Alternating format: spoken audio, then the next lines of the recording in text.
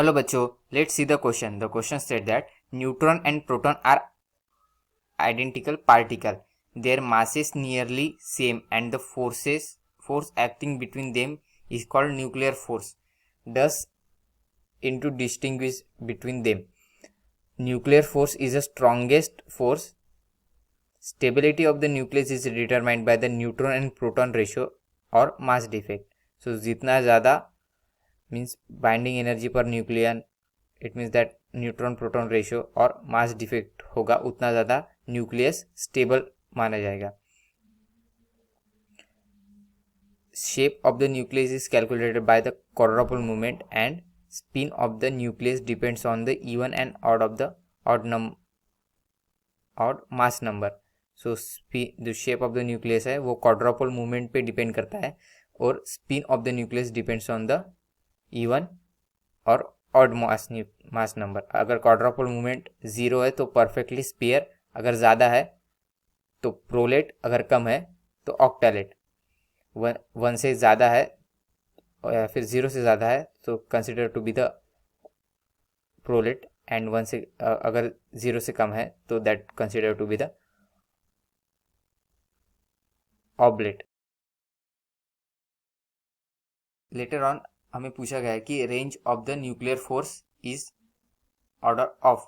सो nuclear force जो होता है, तो इस प्रॉब्लम का की कंसेप्ट क्या होगा. ये प्रॉब्लम जैसे कि हमें यहाँ पर न्यूक्लियर फोर्स के बारे में पूछा गया है. So nuclear this problem is related to nuclear force. So out of the 4 fundamental forces, जो 4 फंडामेंटल फोर्सेस है that is electrostatics, gravitational, strong force और weak force, nuclear force is considered to be the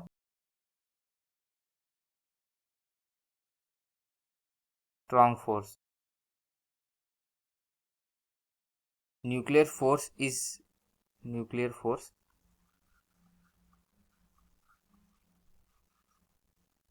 is force between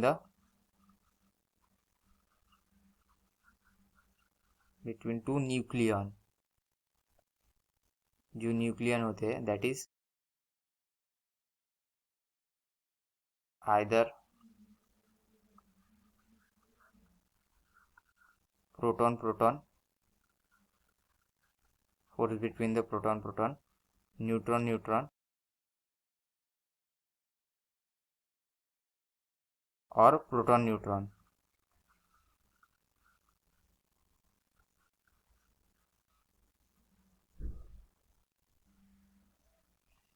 And it is independent of charge. It is independent of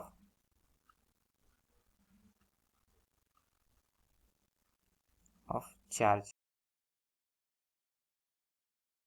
तो जैसे कि हमने कहा कि strong force है, और स्ट्रॉन्ग फोर्स क्या होते हैं, शॉर्ट रेंज फोर्स होते हैं. सो और इसके कारण प्रोटॉन और न्यूट्रॉन जो न्यूक्लियर फोर्स है वो वेल बिहेव्ड होता है in the short range.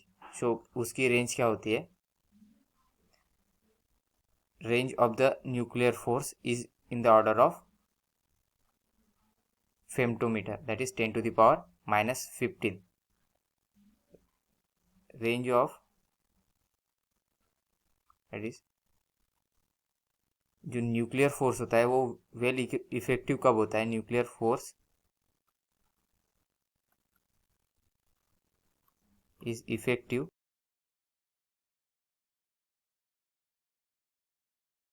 distance below, if the distance below 2 into 10 to the power minus 15 femtometre और फर्मी. तो इसके नीचे अगर डिस्टेंस रहा तो वो वेल इफेक्टिव रहता है. सो यहाँ पर जैसे कि जो सारे 2 into 10 to the power minus 10, 1.5 into 10 to the power minus 20, 1.2 into 10 to the power minus 4 और 1.4 into 10 to the power minus 15.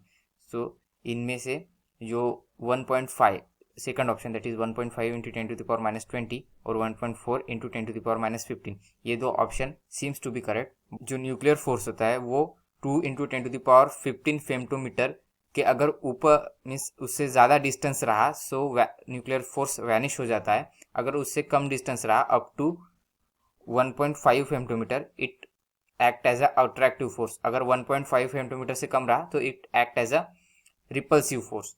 So therefore second option हम कंसिडर नहीं कर सकते, hence fourth option is correct. So आशा करता हूँ आपको solution समझ में आया होगा। Thank you.